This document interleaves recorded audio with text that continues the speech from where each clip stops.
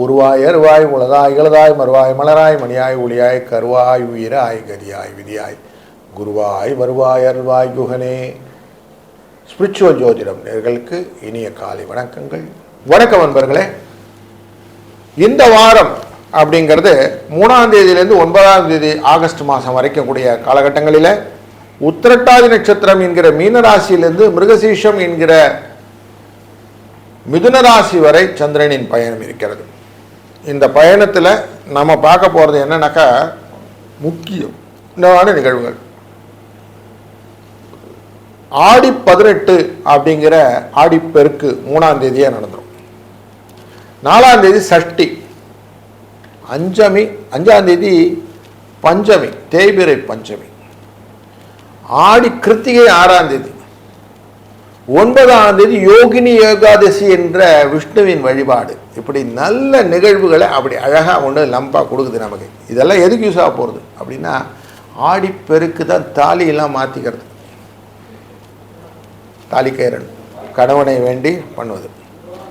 4ஆம் தேதி சஷ்டியின் போது விரதம் இருந்து முருகப்பெருமானை வழிபட வீடு பேரு அப்படின்னு சொல்ல நல்ல ட்ரீம் ஹோம் அப்படிலாம் கிடைக்கிறதுக்கான வாய்ப்புகளை கொடுக்கும். ஆடி கிருத்திகை அன்று குழந்தை பேருக்கான விரதங்கள் இருப்பதால் குழந்தை கிடைக்கும். யோகினி ஏகாதசியின் போது பாவங்கள் நீங்கி செல்வ பலம் பெருகி ஆன்மீக பலம் பெருகுவதற்கான வாய்ப்புகளை ஏகாதசி விரதம் கொடுக்கும். இப்படி நல்ல நிகழ்வுகளை அழகாக ஒரு பேக்காக கொடுக்கறது இந்த வாரம். அப்போ ஒரு ராசிக்கும் பலன் இருக்கணும் இல்லையா? அதை நம்ம தொடர்ந்து காணப்போகிறோம். இந்த வாரத்தில் முக்கியத்தில் பார்த்தீங்கன்னா சூரியனும் உச்சம் பெற்ற குருவும் கடகராசியில் இருக்கிறார். அது ரொம்ப முக்கியம். அதே மாதிரி நீச்சகதியில் சுக்கிரன் இருக்கிறார். வக்கரகதியிலே சனி பகவான் மீனராசியில் இருக்கிறார். மிதுன ராசியிலே புதனுடைய வீட்டில் செவ்வாய் இருக்கிறார். ராகுவும் கேதுவும் கும்பத்திலும் சீமத்திலும் இருக்க இந்த வாரம் துவங்குகிறது. வாருங்கள் நம்ம ஒரு ராசிக்கும் பலரை பார்ப்போம். வணக்கம் மகர ராசி நண்பர்களே. முயற்சி ஸ்தானத்திலே சனி பகவான் வக்கரத்தில் இருக்கக்கூடிய இந்த காலகட்டங்களில் 3ஆம் இடத்திலே உத்திரட்டாதி நட்சத்திரத்திலிருந்து பயணம் செய்து 6ஆம் இடமான சத்ருஸ்தானத்திலே மிதுன ராசி வரை மிருகசீஷம் வரை செல்லக்கூடிய சந்திரனின் பயணம் உங்களுக்கு லாபத்தை பெருக்குவதாக அமையும். பல விஷயங்களில் மகிழ்ச்சியை தருவதாக அமையும். மெதுவாக நடந்தாலும் நல்லதாக நடக்கும். ஆரோக்கிய குறைபாடுகள் உங்களுடைய கட்டுக்குள் இருக்கும். சின்ன சின்ன விஷயங்கள் மருத்துவரின் உதவியினுடன் ஆரோக்கியம் மேம்படுவதற்கான வாய்ப்புகளும் உண்டு. செயல்பாட்டிலே பல நன்மைகளையும் இந்த வாரம் செய்ய இருக்கிறீர்கள். முக்கியமாக அந்த ஸ்டூடெண்ட்ஸு எக்ஸாம் போகிறது, ரிசல்ட்டுக்கு நல்ல ரிசல்ட் வருமானு ஏங்கிறது, இது எல்லாமே பாசிட்டிவாக இருக்கும். நல்ல எனர்ஜியை கொடுக்கும், வெற்றிகளை கொடுக்கும். ஆரோக்கிய மேம்பாட்டிலே நல்ல முன்னேற்றம் இருக்கும். கொடுக்கல் வாங்கலிலே சிக்கல்கள் தீரும். கொடுத்த கடன் திரும்பி வருவதற்கும் வழக்கிலே நல்ல ஒரு தீர்ப்பு வருவதற்கும் எதிரிகள் உங்களை விட்டு விலகி நிற்பதற்கும் இந்த காலகட்டம் நன்னா இருக்கும். செவ்வாய் உங்கள் ராசிக்குள்ளர உச்சப்படக்கூடியவர் 6ஆம் இடத்திலிருந்து பார்க்கிறார் உங்கள் ராசியை. அப்படிங்கிறதுனால இந்த வாரத்தினுடைய சூட்சமுமே அவர் தான் அப்படின்னு புரிந்து கொண்டு 3ஆம் தேதி ஆடிப்பெருக்கன்று அம்பாளை வழிபட்டு தாலிக்கயிறெல்லாம் மாற்றிக்கொள்ளக்கூடியவர்கள் மாற்றிக்கொண்டு கணவனுக்காக வழிபாடு செய்வதெல்லாம் பண்ணுவது நல்லது. 4ஆம் தேதி அன்று சஷ்டி விரதம் இருந்து முருகப்பெருமானை வணங்க, சஷ்டியின் கந்தகுரு கவச பாடல்களை பாட விரதம் இருக்க வெற்றி நிச்சயம் உண்டு. வேல்மாறல் அன்னைக்கு ரொம்ப அவசியம் நீங்கள் கேட்கலாம். அது ரொம்ப முக்கியமாக தேய்பிறை சஷ்டியிலே செவ்வாய்க்கிழமையிலே வரக்கூடிய அந்த சஷ்டியிலே சாயங்கால வேளையில் அஸ்வினி நட்சத்திரம் வேற வருது.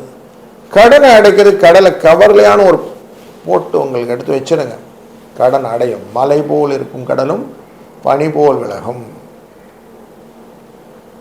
4ஆம் தேதி முடிச்சு 5ஆம் தேதி பஞ்சமி, அம்பாளை வணங்குறது, மாரியம்மனை வணங்குவது, வராகி அம்மையை வணங்குவது முக்கியம். வராகியை வணங்கினால் வெற்றி நிச்சயம். 6ஆம் தேதி ஆடி கிருத்திகை அன்று பால் அபிஷேகம், தேன் அபிஷேகம் போன்ற அபிஷேக ஆராதனைகளை கண்டு மனமாற உருகணும். முருகனை வணங்கும் போது மட்டும் மனசு அப்படி லைட்டாக மாற்றிடணும். அப்படி மனசை லைட்டாக வச்சுட்டு முருகனை வணங்கினீங்க வச்சுங்களேன், முருகன் உங்களுக்கு எல்லா விதத்திலும் அனுகிரகமாக கொடுப்பார். குழந்தை தெய்வம் கொஞ்சம் அப்படி பண்ணினீங்கன்னா அந்த பாடல் வரி சொல்லுவாங்க இல்லையா, எனது நிலை உயரும் போது உனது கோயில் மலரும்னு சொல்லி, அந்த மாதிரி நீங்கள் மனசில் அவர் ஒரு கமிட்மெண்ட்டோடு இருக்கணும். அப்படி பண்ணீங்கன்னா உங்கள் வாழ்க்கையில் நிதர்சனமாக வெற்றிகள் உண்டாகும். 9ஆம் தேதி ஞாயிற்றுக்கிழமை யோகினி ஏகாதசின்னு நம்ம மருமகனுக்கு செஞ்சுட்டு நம்ம மாமாவுக்கு செய்யணும்னு அன்றைக்கி உட்காருங்க. ஏகாதசி விரதம் இருப்பதனால பாவங்கள் களையும். பழைய பாவம் யாருக்கு என்ன பண்ணனோ தெரியலிங்க, எவ்வளோ கஷ்டப்படுறீங்கன்னு சொல்கிறோம் இல்லையா, அந்த புலம்பல் எல்லாம் போயிடும். வெற்றிக்கு முக்கிய காரணம் என்னன்னாக்க நம்ம வழிகளை கரெக்டாக வச்சுக்கணும். பாதை சரியாக இருந்தால் பயணம் ஈஸியாக இருக்கும். அதனால் அந்த பயணத்துக்கான வாய்ப்பை இந்த வாரம் நமக்கு தெய்வங்கள் கொடுக்கறது. அது அழகாக பயன்படுத்தும் போது இந்த வாரம் உங்களுக்கு வெற்றியின் இலக்கை எளிதாக அடைவதற்கு நல்ல வாய்ப்புகளை அழகாக உங்கள்கிட்ட கொடுக்குது ஒரு பேக்கேஜாக. அதை பயன்படுத்தி கொள்ளுங்கள், நல்லது நடக்கும். வணக்கம் கும்பராசி நண்பர்களே. உங்கள் ராசியின் குடும்ப தன வாக்குஸ்தானத்துக்குள்ளர மீனராசியிலே சந்திரனின் பயணத்தை துவங்குகிறார். பரிவர்த்தனை யோகம் பெற்று உத்திரட்டாதி நட்சத்திரத்திலிருந்து பயணத்தை ஆரம்பித்து மிதுன ராசியில் இருக்கக்கூடிய மிருகசீஷ நட்சத்திரம் வரைக்கும் செல்வார். உங்கள் ராசியிலேருந்து பார்க்கும்போது 5ஆம் இடம், 2ஆம் இடம் அப்படிங்கிற குடும்ப தன வாக்குஸ்தானம் போனாக்கா தன விரயங்கள் நடக்கும். மேஷராசியிலே பயணம் செய்யும்போது லாபங்கள் உண்டாகும். ரிஷபராசியிலே வரும்போது கொஞ்சம் கவனத்துடன் இருக்க வேண்டும். மிதுன ராசியிலே நிற்கும்போது செஞ்ச காரியத்தை கரெக்டாக செஞ்சோமா செக் பண்ணிக்கிறது முக்கியம். கவனம், அதிக கவனம் அப்படின்னு வச்சுக்கோங்க. இப்படின்னு இருக்கக்கூடிய காலகட்டங்களில் பல எண்ண ஓட்டங்களில் எப்படி இருக்குன்னா, நான் பண்ணணும்னு பார்க்குறேன், ஆனால் எனக்கு எல்லாரும் எதிர்க்கிறாங்க, சரியா இல்லை, ஒரே போட்டி இருக்குது, குடும்பத்தில் ஒரே குழப்பம் இருக்குது, நான் எப்படி பண்ணாலும் அவங்க ஏதோ ஒரு லைனில் போகிறாங்க, இவங்களால் நான் அதை சரி பண்ண முடியுமான்னு தெரியல அப்படின்னு ஏகப்பட்ட ஃப்ரிக்ஷன் நிறைய இருக்கக்கூடிய சூழ்நிலை இருக்குது. இந்த எதிர்ப்புகள் எல்லாம் தாண்டணும்னா யாராவது ஒருத்தரை பிடிச்சிக்கணும் இல்லையா. உங்களுக்கு 3ஆம் இடத்துக்காரர் அப்படிங்கிற இந்த செவ்வாய் தான் மேட்ரு. அவர் தான் உங்களுக்கு அந்த பாக்கியஸ்தானத்தில் உட்கார்ந்துருக்கிறார். அவர் தன் பார்வை எங்கே வைக்கிறார் பாருங்க, உங்களுடைய தொழில் ஸ்தானத்தின் மேலேயும் லாபஸ்தானத்தின் மேலேயும் வைப்பார்.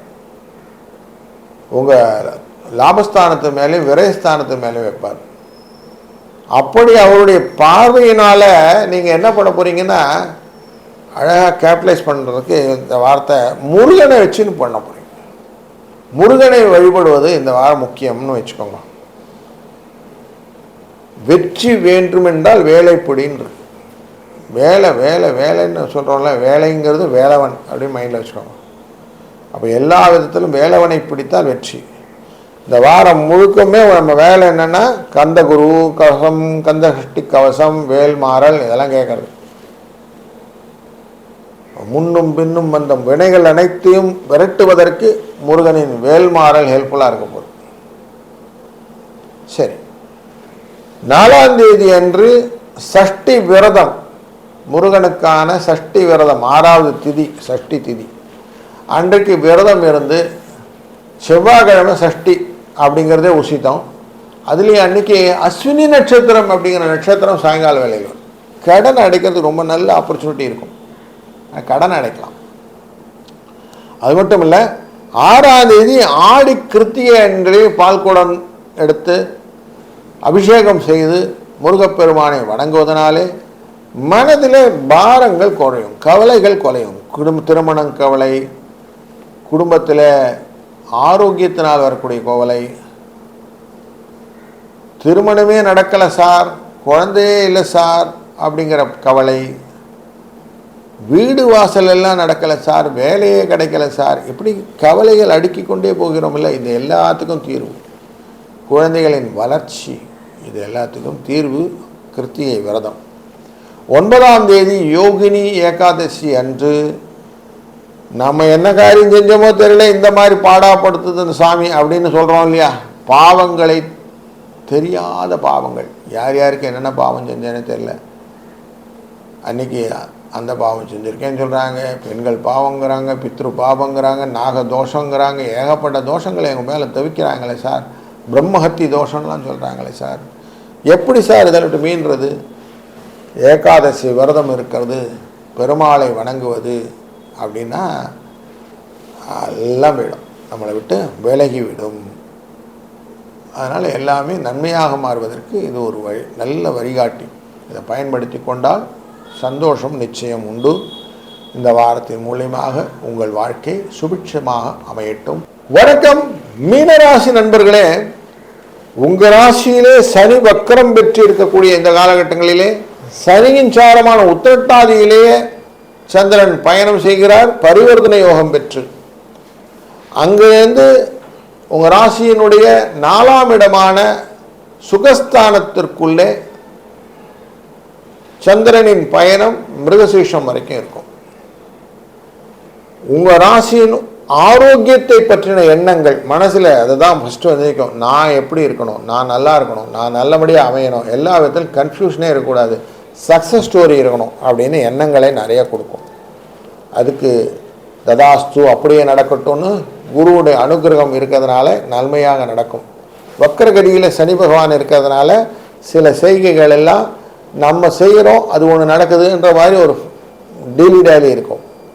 குடும்ப செலவுகள் நிறைய இருக்கும். குடும்ப செலவுகள் கண்ட்ரோலபிளாக இல்லைனாலும் கொஞ்சம் இருக்க தான் செய்யுது அப்படின்னு எடுத்துக்கொண்டு தான் 6ஆம் தேதிக்கு அப்புறம் கொஞ்சம் கொஞ்சமாக காசு வர ஆரம்பிக்கும். ஆரோக்கியத்தில் கொஞ்சம் எக்ஸ்ட்ரா கவனம் வச்சுக்கணும் வார கடைசியில். இந்த வாரத்தில் 2ஆம் இடத்துக்காரர் அப்படிங்கிற இந்த செவ்வாய் ரொம்ப முக்கியமான ஒரு ரோலை வகிக்கிறார். ஏன்னா அவர் மிதுன ராசியில் உட்கார்ந்துட்டு தொழில் மற்றும் லாபஸ்தானத்தை பார்த்துட்டு இருப்பார். அப்போ இந்த வாரத்தினுடைய முக்கிய நிகழ்வுல 2 விஷயம் அங்காரகனை பிடித்துக் கொள்வதுன்னு முருகனை பிடிச்சுக்கணும். முருகனை பிடிச்சுன்னா இந்த வாரம் சுபிட்சமாயிடலாம். அதனால் இந்த வாரத்தினுடைய டோக்கன் எப்படி இருக்கணும்னா, நீங்கள் அடுத்ததுமே ஸ்கந்தகுரு கவசம், ஸ்கந்தசஷ்டி கவசம், வேல்மாறல் இதெல்லாம் லைனப் பண்ணி வச்சுருங்க. டெய்லி கேட்கணும், வீட்டில் ஆஃபீஸ் போனாலும் கேட்டுகிட்டே போங்க. இதெல்லாம் சொல்லிகிட்டே இருங்க. பாடல்கள் முருகாசரணம், ஸ்கந்தாசரணம் அப்படின்னு சொல்லிகிட்டே இருங்க. முருகனை மனமுருக வேண்ட வேண்ட ஸ்கந்த கவசங்களை பாட பாட எப்படி இருக்கும் வாழ்க்கையில், அடுத்த நிலையிலெல்லாம் வெற்றிகளை கொள்ளக்கூடிய சூழ்நிலையை இந்த வாரம் கொடுக்கும். தேய்விரை சஷ்டி விரதம் இருப்பதனாலே அனைத்து விதமான பலன்களையும் 4ஆம் தேதி பெற்றுக்கொள்ளலாம். 6ஆம் தேதி அன்னைக்கு ஆடி கிருத்திகை, பாலாலும் தேனாலும் தயிராலும் காவடி எடுத்தும் அந்த கிருத்திகையின் போது முருகனை வழிபடுவது. 6 முகமே ஒரு முகமாய் மாற்றினோம், 5 முகம் தோன்றில் 6 முகம் தோன்றும். நான் பயம் இருக்கும் போதெல்லாம் முருகனை பார்த்துக்கணுன்றான். அப்படி வேல்மாறலை சொல்லி வேலவனை பிடிக்க அனைத்து விதமான விஷயங்களும் வெற்றிகளாக மாறும். நல்ல செய்தியெல்லாம் காதில் விட ஆரம்பிக்கும். அப்போது சக்ஸஸ் ஸ்டோரி இருக்குதுங்களா. 9ஆம் தேதி யோகினி ஏகாதசி அன்று அவசியம் பெருமாளை வணங்குங்க. நல்ல ஆள் உயரத்துக்கு மாலை, துளசி மாலையை கொண்டு அவரை சாத்திட்டு துளசி தீர்த்தத்தை சாப்பிடுங்க. முடிந்த வரைக்கும் உப்பில்லாவட்டமாக வைத்து கொள்ளுங்கள். அன்றைய நாளில் விரதம் ஸ்ட்ராங்காக இருந்தீங்கன்னா வெற்றி எப்படி இருக்கும்னா, உங்கள் பாவம் கர்மா எல்லாம் குறையும். அடுத்து புதிதாக பிறந்தோம் அப்படிங்கிற, இன்று புதிதாய் பிறந்தோம் அப்படிங்கிற எண்ணம் வரும் இல்லையா, அந்த மாதிரி ஒரு எழுச்சியான எண்ணத்தோடு அடுத்த வாரத்தில் சந்திக்கும் வரை வாழ்க வளத்துடன்.